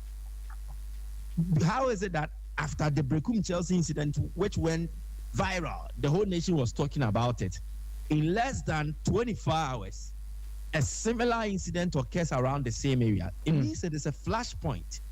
It has become a very good area or location for criminals to identify and attack people. And unknown to them, they did not know it was a football team. So, per eyewitness account, when one of the criminals had boarded the bus, and then there was a Berekum Chelsea captain, Anane, on board, he asked them they should take their money and their stuff because they perceived they were traders. And Anane responded and told them that no, they're a football team. And he asked for any evidence or proof, and he showed him some boots and some balls and things that really showed that they were a football team. The response from the criminal on board was, excuse me, he said shit. Then meaning he knew that they had messed up. And so they took money from Anane and then they left, took phones and stuff. So it clearly points to the fact that these are people who are laying wait for traders or normal people who ply that route, and then they travel for trade purposes or for their own purposes. So we need heavy security present. Now, when that happens, it means that we are averting a lot of these instances from occurring, because it happened to a football team. That is why it gained this level of prominence. But it looks like we have normalized armed robbers tormenting traders, visitors, or those who are applying that route in their normal cars or commercial vehicles. That should not be normalcy. It is something that we need to fight against. So yes, I am happy with the decision to allow police personnel to be part of a traveling pack of football clubs when they go on away games. But we must also identify these flashpoints and then equip these roads with better lighting systems and make sure there is adequate security presence on some of these roads. It is something that we need. If the police personnel is not adequate enough to allow for such, then we can get on board volunteers and then activate volunteerism, where we train people to be well equipped to deal with such situations. And then volunteers from such locations, they know the areas better, just like the criminals do. Yeah. And so when these volunteers are trained and equipped with certain gadgets to help them combat armed robbers, I think the mere presence of volunteers will even scare some of them away, and it will help us. But if it is just for the football teams, it does not solve the bigger equation, and still the issues will linger. The discussion will continue, and we'll be hoping for the right safeguards to be put in place to make sure everybody who uses our roads would be safe, whether it's players, whether it's the good people of Ghana, whether it's traders. Everybody will be safe. We hope that the right things will be done. For the Ghana Football Association, we hope that when they meet stakeholders, they would continue to find best possible ways to make sure players are safe on the road. Well, we'll go straight to Europe, because there's a lot happening in Europe. A lot happened last night. The equation of 8 has been brought down to 4. 4 teams would play in the semi-finals of the 2025-2026 semi-finals, and they are PSG, Atletico Madrid, Arsenal Football Club, and then Bayern Munich. So on on the 28th and the 29th of April 2026, you have two semi-final clashes coming on. You have Paris Saint-Germain taking on Bayern Munich, and then you have Arsenal taking on Atletico Madrid. But let's get into a bit of what happened yesterday. Real Madrid took a 3-2 lead in the first half of their game against Bayern Munich, only to be beaten by 4-3 at the end of 90 minutes. Michael, first of all, your quick thoughts on that game before we get into some of the main talking points and how we got to that, how we arrived at that scoreline. The voice of sports. I think for the neutrals, this was the best game during this quarter-final leg. And again, it is these nines that are cemented the status or the pedigree of a Champions League as the best club competition worldwide. For moments like this, the fun, the excitement, the intrigue, everything that it offers, it just points towards that. And anybody who watched that game right from the start to the end got their whatever worth they derived from it, because right from the start, Adagula's goal came, and then the action and the drama did not stop right until the end. Even in the aftermath of the game, the general talk around it and the whole heated conversations, I think it makes it all exciting. So yes, this was a big game to climax the quarterfinal stage of the UEFA Champions League for this season. By far, it was one of the most exciting games. For the typical Bayern Munich fans, again, they were exposed that even if they thought that their team was at a certain level, Madrid has identified loopholes that other opponents will want to exploit. For Real Madrid fans, it was just about the same old issue of this season's poor defending coming back to bite at them. And then again, their imbalance in their squad always going to be exposed at a point in time. I think it was a very exciting game, and anybody who watched it definitely did enjoy himself or herself. It was a great game. And to me, I think there needed to be a hero. And unfortunately for Real Madrid, the heroes were Luis Diaz, Michael Olise. It should have been a different story, judging by how Madrid started. Arda Güler's 2 goals should have been the headline. Mbappe's goal, and maybe more, should have been the headline. But I think it was Bayern who persevered, and then they had the final laugh. And I think it was befitting that. Right, Michael. Now let's get into what happened in the game. Real Madrid got onto the score sheet very early. At the end of that first half, it looked like the team that is known for, coming from the dead in Champions League games had bounced back. And it looked very much like Real Madrid on the night had this wrapped up. Let's go to that first half. What worked for Madrid in that first half of the game? I think they were partly helped by an erratic start to the game from Bayern, typically with Manuel Neuer. Madrid started the game in an aggressive manner. They were on the front foot. They wanted to force the initiative. That was the approach they came into the game with. Bayern looked too relaxed for my liking, and I think it affected how they played. Neuer, from the start, opened the door for Madrid to enter, and then it gave them some kind of confidence. One way or the other, it kind of unsettled Bayern Munich. Even when they found an equalizer, you could still see that there were some nerves, especially in Joseph Stanisic. Stanisic was a bit too casual. You do not see that aggression from the likes of Upamecano, Jonathan Tah, and then to an extent, Konrad Laiman looked so uncomfortable operating from the right. And it was because of how Madrid set up, and then how they were able to occupy the zones and then the spaces on the field of play. If you watch the first leg, Bayern were easily finding pockets of spaces in between the Madrid layers. And then it was difficult for Madrid to at least block those channels. This is Sporty And FM, a the lot of voice people of complain sports. that Abelua did not get a starting lineup correct with the likes of Thiago Pitach starting such a game.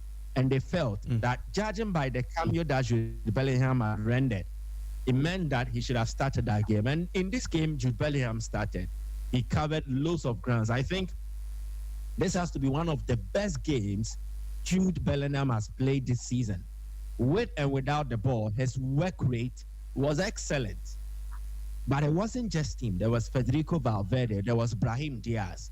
And those three had an excellent work rate to the extent that it allowed someone like Arda Güler to find himself in vantage positions and then attack Bayern Munich in a manner that will hurt them. We know that Güler has qualities where when he's on the ball, he's able to fashion out opportunities and hurt the opponent. And that is what we saw from the first goal. Check his position.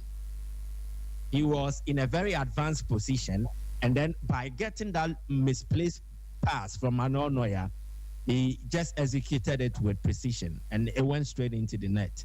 So I think it was about the structure of the Madrid team. Their defense did not allow a lot of spaces. Their midfield did not really have static position players. They were players who were fluid in their movement and a kind of confused Bayern Munich. And a lot of times, Bayern were conceding possession either in their own half or in the first third of the Madrid half. And the moment Madrid got it, quick transitioning meant that they were playing the ball into space and then allowing the attackers to make runs towards it. And it suited their game plan. We've said this oftentimes that per the materials available at Real Madrid, they are not suited or well suited to a typical possessive style of play, but play a transitional game, a more direct game, and then this Madrid team will flourish. And that is what we saw in the game yesterday. It took Bayern some time until they were able to understand what Madrid were asking of them. And at a point in time, Company was like, they need to calm down, because if they had played their way, Bayern were so much eager to push forward with the ball and not more looking for control. And the moment they did that, they excused control for a bit of chaos. And Madrid thrives in such instances. And so that's what we witnessed in the first 30 minutes. And it was not surprising that right until the end of the first half, it was Madrid that had the advantage. And again, the difference here was that in the first leg, Neuer came to the party and made excellent saves. Yesterday, we did not see the best of Manuel Neuer, and that is also a difference maker. In fact, in these two legs, if Madrid had Courtois, we would have been discussing a different outcome. Minus Courtois and Lunin, a kind of disadvantage Madrid. And that is also the difference in Bayern Munich in the first leg and Bayern Munich in the second leg. Madrid missed a lot of chances in the first leg. Vini had 1v1 and then he missed. And we came to praise Manuel Neuer for how he positioned himself and how he guarded Vini Jr. away from the goal area. I think those were positives around this game. And it was a direct opposite in yesterday's game. We did not see the best of Neuer. And it nearly cost Bayern Munich. Now, Michael, that second half, we saw quite a slow game or a controlled game compared to the first half we saw, which was full of action. Camavinga came in, and then the game turned on its head. At first, that second yellow card was referee vintage right to have sent him off, or maybe he could have spared him that just to manage the game. And again, what went wrong for Madrid post the sending off of Camavinga? Was it simply the 10-man disadvantage that affected them, or other things affected them in that second half post the sending off of Camavinga? All right, so beautiful. I think the second leg was different. The second half, was different from the first because that was more tactical. That was where control was really being applied. And you could see that Bayern were not rushing. They were biding their time and waiting for the right moment. And one way or the other, the moment control came in, it kind of unsettled Real Madrid. And we could see some unnecessary fouling from the Madrid side. Now, as the game wore on, it was a very technical game at that point in time. And I think the change of Arbeloa was not the best. If it is technical, then I think you don't need someone like Camavinga, who will mostly rely on his abilities physically, his attributes physically in games like this. In games like this, you need controllers. Unfortunately, Madrid do not have many in that team. But I would have preferred a Thiago Pitach coming on in such an instance than Eduardo Camavinga. If Tchouaméni was there, that would have been different. Now, the moment Camavinga came on, he also fed into the whole adrenaline rush and hastily going into tackles. The first yellow card, for instance, very unnecessary. A purely technical player will find a way to deal with such a situation. And then the second yellow card, I think, is discretionary. Referees are to take decisions, but I think by that time, his patience had worn 10 because you could see that he made a gesture. He said 1, 2. So meaning he had let Camavinga escape on different occasions, but he felt this time around he had overspent his privileges, and we felt it was the right time to take a decision against him, and he gave the second yellow card. It is not a wrong call, but you can cite instances of fairness. Oh, the referee was a bit too harsh. It was not fair to Real Madrid, but it was a right call. Maybe in a typical Madrid contest, they will see it as the referee was harsh and he did not deal with them fairly. In the different contests, the Bayern Munich faithfuls will also feel it was a right decision and the referee had to apply it. It is football. Definitely when decisions like this are taken, those who are on the receiving end will feel aggrieved and they'll feel hard done by. And then those who are the beneficiaries who feel it's okay. And that is clearly where we are. In such football decisions, especially where referees have to use their discretion, it is never satisfactory enough for both parties. One party will be okay, the other party will not be okay with that decision. But I think it was the right call. It's not a wrong one. And then Bayern Munich capitalized on it, and then they built on to achieve what they did against Real Madrid. I think the moment the red card came in, it kind of deflated every belief and confidence Real Madrid had. And it wasn't long before Bayern actually asserted their dominance or their superiority, judging by the numerical advantage they had, and then they punished Real Madrid. But I think Camavinga really let the team down. It was very, very poor on his part, and he needs to apologize to them. Even if he will not apologize to Real Madrid fans, he needs to apologize to his teammates behind the scenes. I know Real Madrid have tried to make this out, to make it look like it was a refereeing controversy that kicked them out. But no, there were instances in the game where they also profited from such refereeing situations. I think in the lead up to the second goal, there was a foul from Rudiger on Stanisic, and any referee would have decided to award it in favor of Bayern, but the referee allowed play to continue. Madrid capitalized on it, and then they punished Bayern Munich. So it was a game where refereeing decisions affected both parties, and Madrid were unlucky that the final refereeing decision that was significant in this game affected them. But I don't think they are out because of a refereeing controversy. They are out because Bayern were better than them in two legs, and that was demonstrated in the aggregate scoreline. Now, let me bring in Kelvin Usanta. And Kelvin, there's been a lot of talk about Vincent Kompany and the amount of work is done with this Bayern team. Sporty FM. How much of the success of this team will you put down to the brilliance of Vincent Kompany? I think every single bit of the success. Not many gave him any chance of, managing Bayern and getting the kind of season he's having. You look at him and he brought in players that, people were even having doubts. Are these players going to help Bayern? Tab might have been brilliant at Bayer Leverkusen, but even for me, I was thinking, is this the Jonathan Tab Bayern? What are they looking for to get Jonathan Tab? Ole's at Crystal Palace. I'm not sure many looked at him and were thinking, come on, this is a player that is going to fit into Bayern and going to get the right results. And this is a season where he struggled to keep most of his regulars fit. Sporty FM. We've seen a number of injuries, especially players like Jamal Musiala, Serge Gnabry's not pulling, Leon Goretzka and the likes seem to be on the nose that Joshua Kimmich has tried to do every bit of, what you have to do. Konrad Laimer, they missed Manuel for some point in time in the season. Alphonso Davies hasn't really been, the best. Stanisic, and I think that he's put together a very workable solution to Bayern tools and revolving it around the main central figure, Harry Kane, has actually helped them. you look at the Bayern team, they may not be the Bayern that is quick, the mechanical Bayern.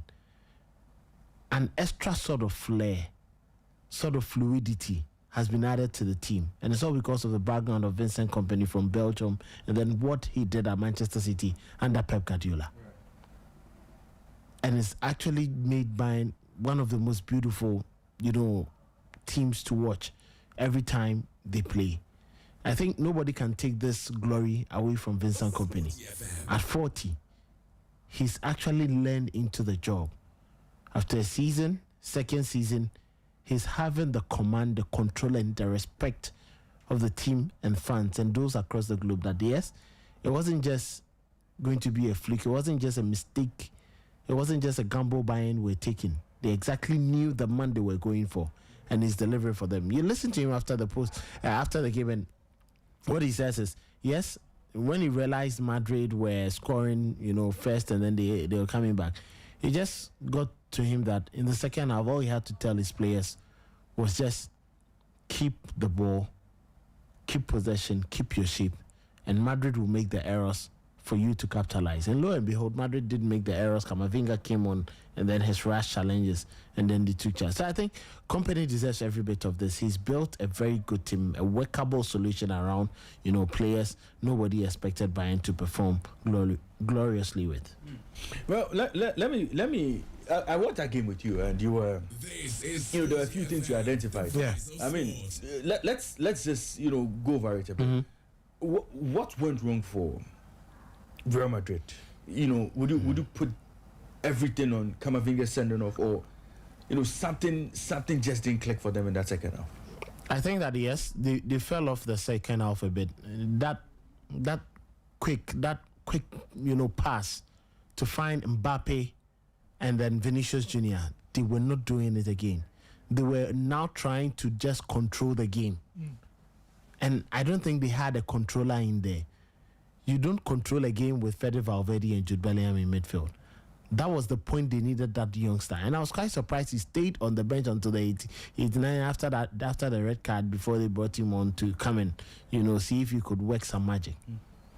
That wasn't how Apeloa had built his team, and then they tried to get the best out of the team. Number two, if you have someone like Kylian Mbappe scoring as many goals, your defensive network needs to be as good as that. Yesterday, you look at the goals scored by Arda Güler and Kylian Mbappe. I don't think you can blame the defenders so much, maybe for Mbappe's goal. But the two goals scored by Arda Güler, would you blame the defense of Bayern? No. Jonathan Tah and Deo Upamecano were at their best, top-level football yesterday. Their recoveries, their tackles, the interceptions, to the point that Upamecano made the Hurricane goal. Mm-hmm. But you go to the side of Madrid, look at the defenders. Ragged, needless aggression, and goalkeeping.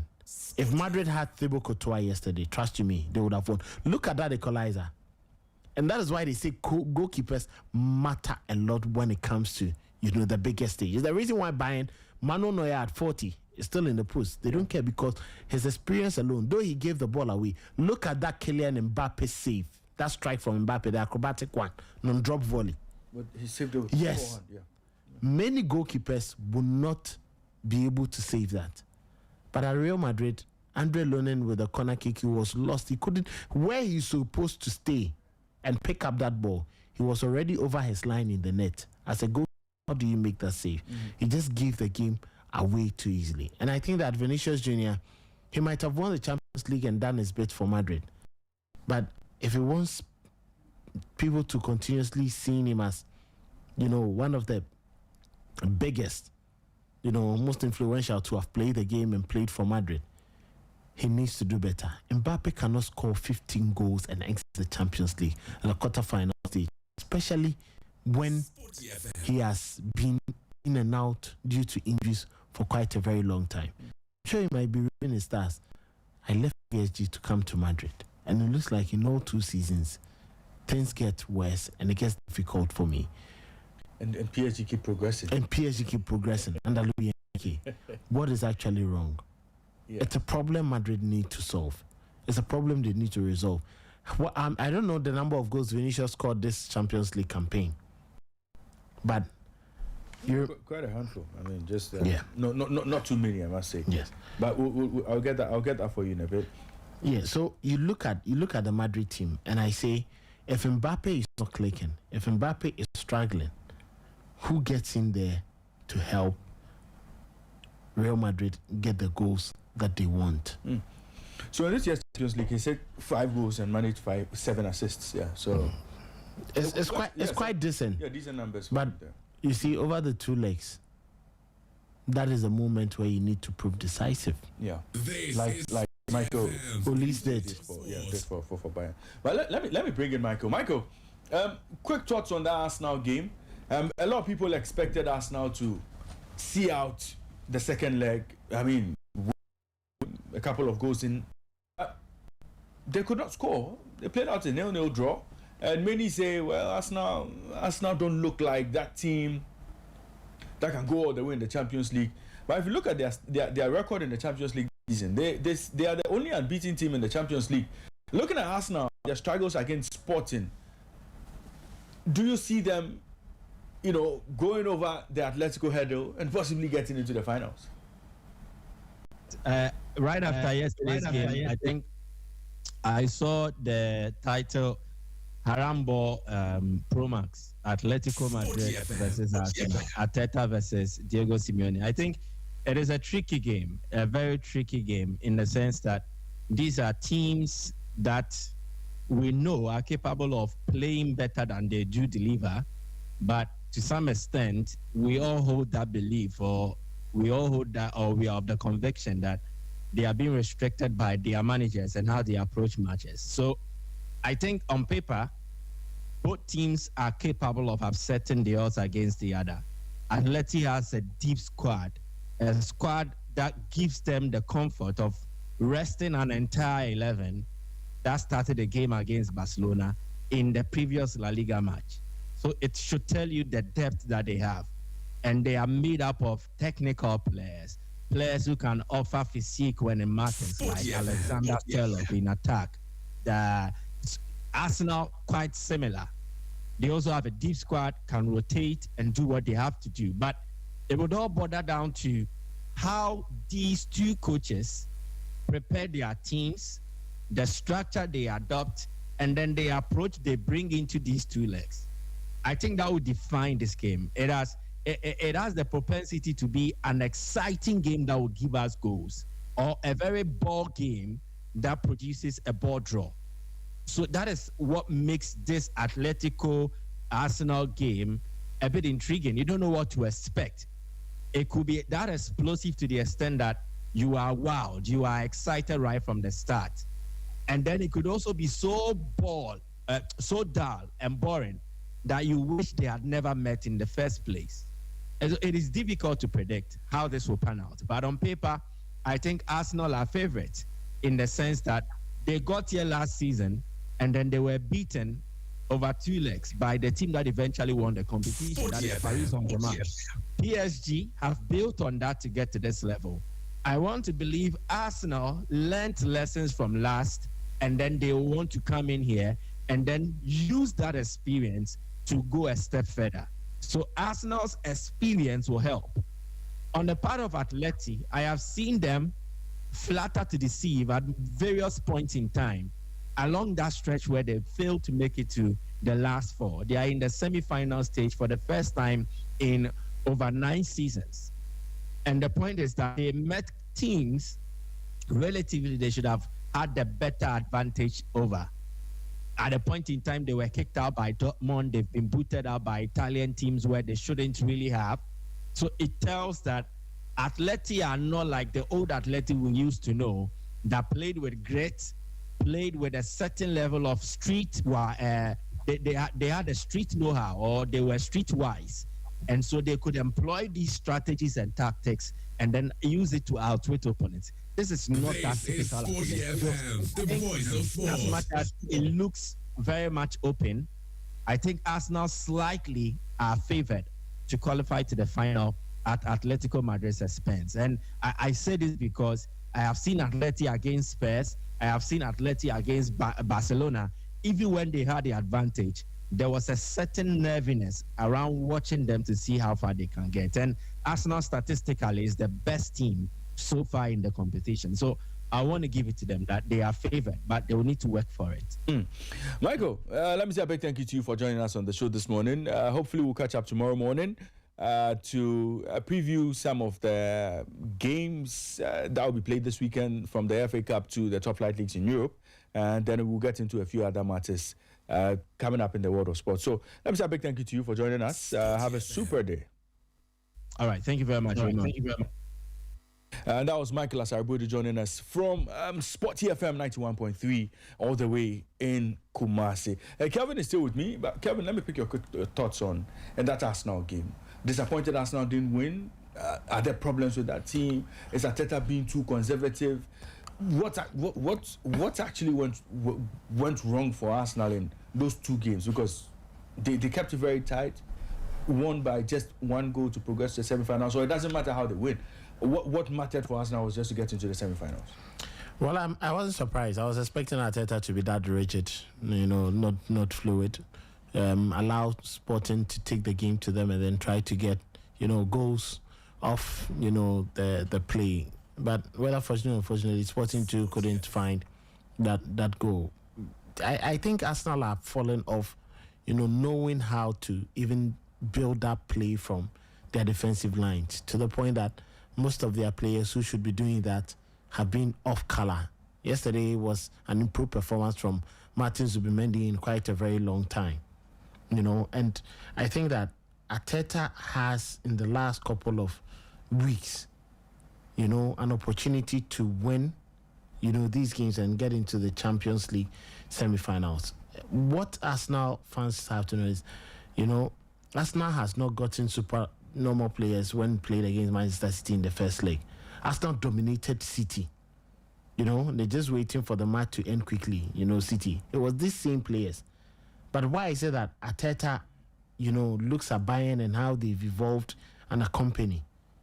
And the cycle has always been the same over the years. The players doing so well in other teams, they come to Arsenal and then it becomes difficult. Look at Martinelli and all the likes.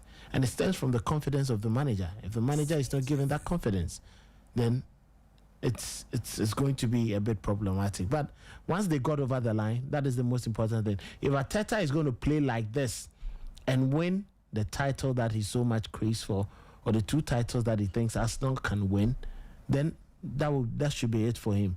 But if he's going to play this shambolic football, someone will say harambo, and not get the result, then there was no need for it. It's either you are brave and you are beaten. It's much more better than being a coward, trying to be in yourselves and then being beaten. Right. I got you. Well, we'll see how things pan out for Arsenal in the second leg, in the semi-finals of the competition. They come up against Atletico Madrid. We'll see how things go for them. But today, there are games in the Europa League, second leg quarter-final clashes. Celta Vigo, they have a 3-0 lead over... Celta Vigo will come up against Freiburg. Freiburg have a 3-goal lead from the first leg, and they'll be hoping to see out this tie. Aston Villa, they have a 3-1 lead over Bologna. They play at home tonight against Bologna. And then you have Betis coming up against Braga. First leg ended 1-1. And then Nottingham Forest, they will be at home. They would welcome FC Porto to England. First leg ended 1-1. So games to look forward to in Europa: Celta Vigo, Freiburg, Aston Villa, Bologna, Betis, Braga, and then Nottingham Forest and FC Porto. Now, in the UEFA Conference League, you have AZ Alkmaar coming up against Shakhtar Donetsk. Shakhtar won the first leg by 3-0. And then you have AEK Athens coming up against Rayo Vallecano. Vallecano won the first leg by 3-0. Crystal Palace, they travel to Italy to take on Fiorentina. Crystal Palace won the first leg by 3-0. And then the final game will see Strasbourg take on Mainz. Mainz won the first leg by 2-0. So they travel away to take on Strasbourg. We'll see how things play out in the Conference League. So AZ Alkmaar versus Shakhtar Donetsk, AEK Athens versus Rayo Vallecano, Fiorentina versus Crystal Palace, and then you have Strasbourg coming up against Mainz.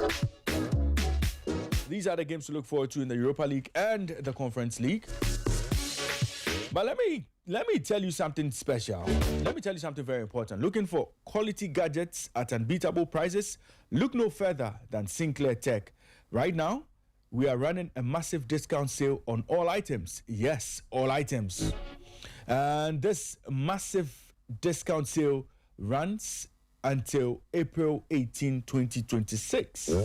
From the latest iPhones, Android phones to laptops, game consoles, TVs, and all must-have accessories, this is the perfect time to shop and save big. Visit us today at Ashaliboche. Just search Sinclair Tech on Google Maps and it will bring you right to our shop.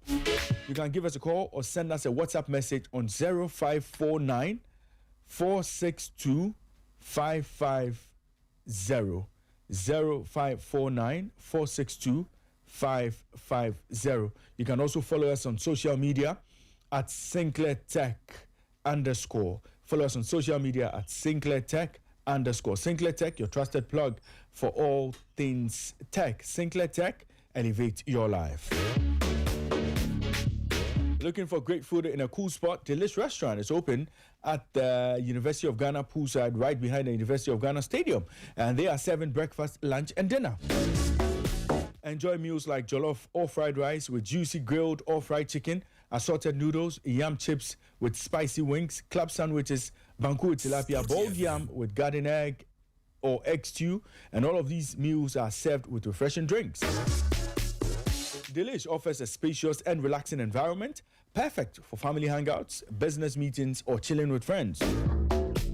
And the fun doesn't stop there. Karaoke every Wednesday at 7 p.m. plus live band or game night every Friday.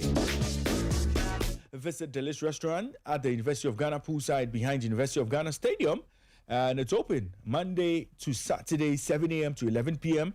And then on Sundays from 9 a.m. to 11 p.m. You can call them for delivery on 054 080 0000 or 056 004 4444.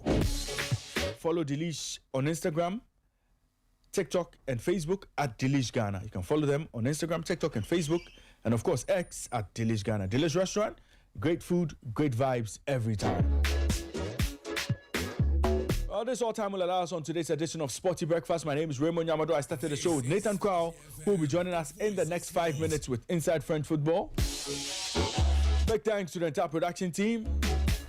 Immortale Jakwa Champo, Angela Mensah, Sena Susu, Fidelis Nchieje, Yusuf Desaja Isa, our team lead Gary L. Smith. A big thank you to you all.